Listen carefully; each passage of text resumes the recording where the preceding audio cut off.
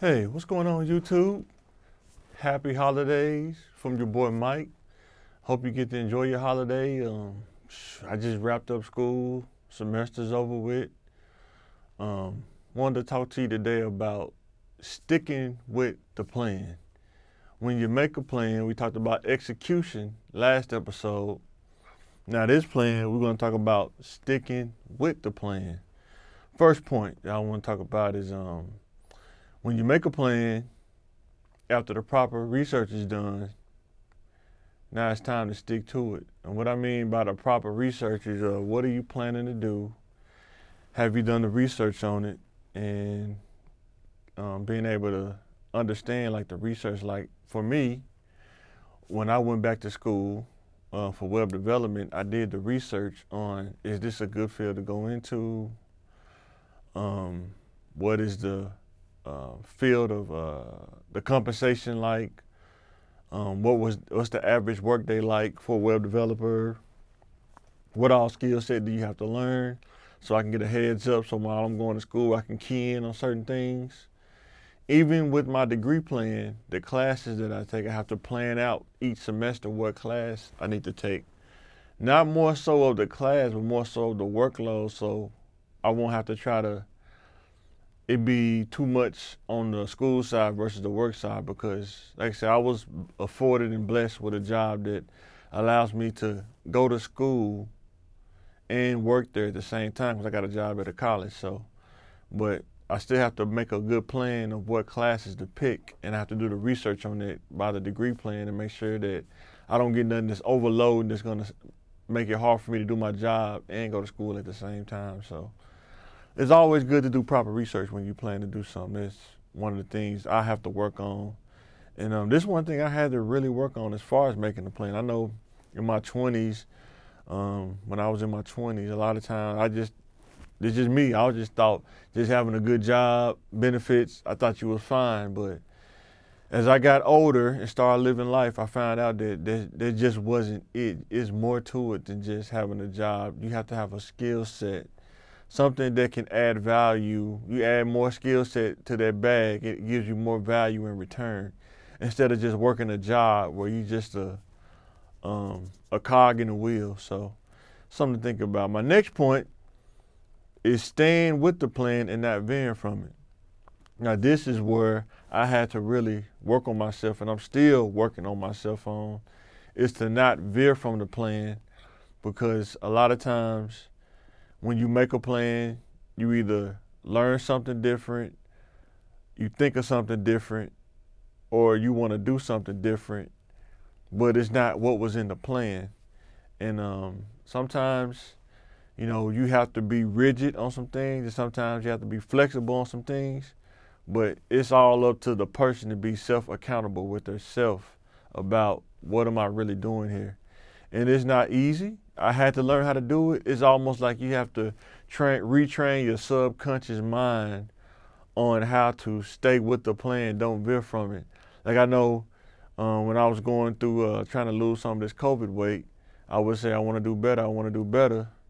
But next thing I know, I'm going to McDonald's getting the apple pie without even thinking about it. And I was like, I'm supposed to be doing better on my eating habits, but I'm eating 2 apple pies from McDonald's because I'm so used to getting 2 apple pies and a large sweet tea. And we all know that's not good long term. So not veering from the plan. Another example is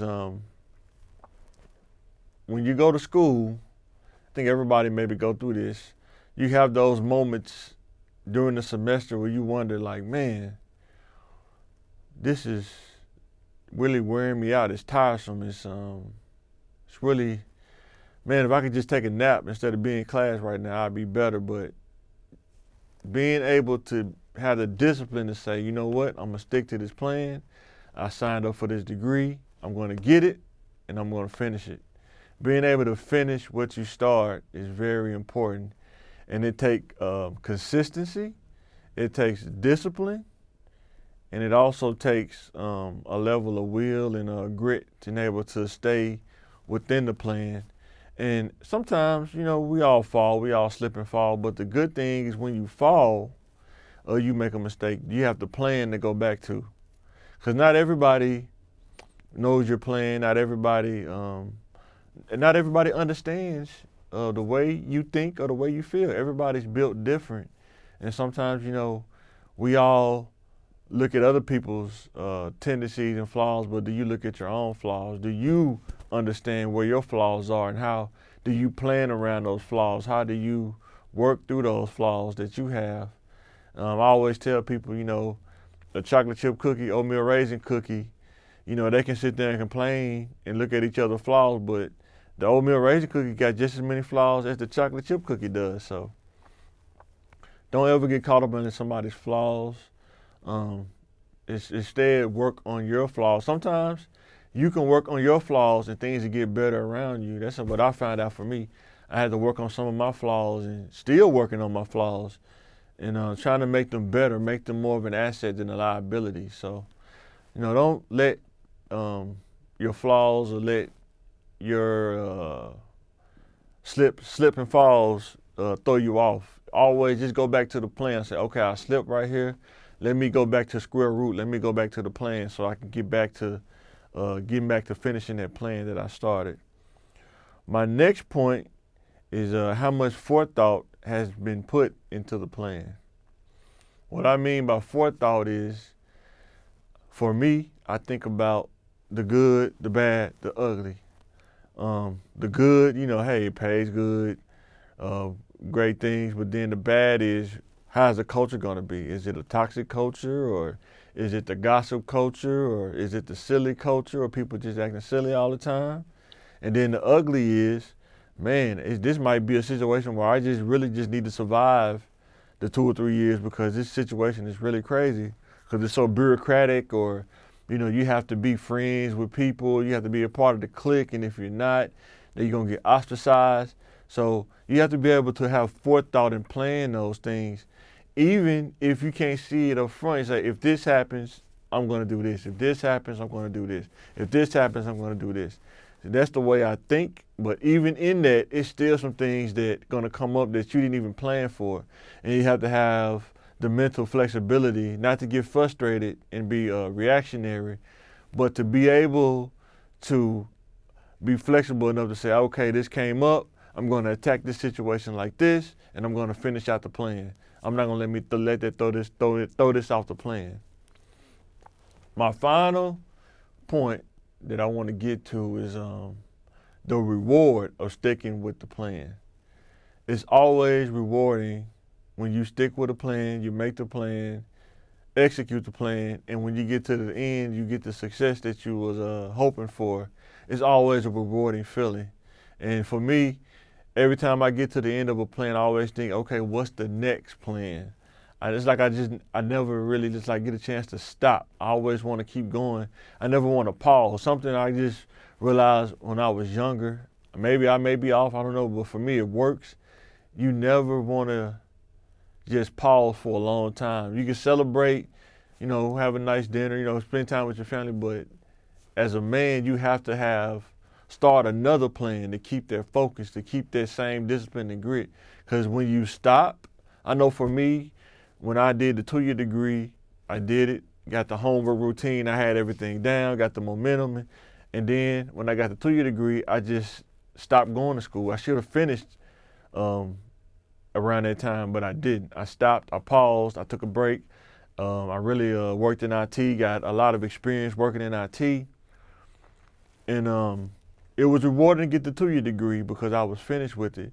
But what happened was, when I started going back to school again, I have to build that back up to do my homework, to stay on a study routine, to stay engaged, to want to learn. Because as you get older, I'm telling you, young people, as you get older, it gets harder to want to do those things. If you can get it done while you're younger, I'm telling you, you'll be so much better. You'll be so much happier. But when you get done with the plan, it's a rewarding feeling to know that I executed this plan, it worked. So when I make my next plan, I could take some of those elements and things that worked and learn some things I need to work on and be better and stronger at those things, so I can build, kind of like Legos. You just build on top of the next Lego. You just put the next Lego on top and you make a better plan. Then when you get done with that plan, now you make a better plan. So always think about planning stuff. I had to work on this myself because I'm not the most organized person, but learning how to plan things out, think things out, is one of the best things, one of the best skills you can have, because being able to have that foresight and think and not feel like it's negative, but you're looking at it so you can be prepared. Because if you see all positives and no negatives, there's no such thing as a job. There's no such thing as anything without both. It's almost everything has both. No such thing as all positive. It's always something that's that you can view, anybody can find, anybody can view as negative. But it's all about how you deal with it, how you react to it, and not letting it get under your skin where it throws you off your plan. So I'm going to sign out. I just want to talk to you about sticking with the plan. When you stick with the plan, you fulfill the plan, it's rewarding at the end. Like, share, subscribe. Thanks for watching my channel. I'm signing out. Thank you very much.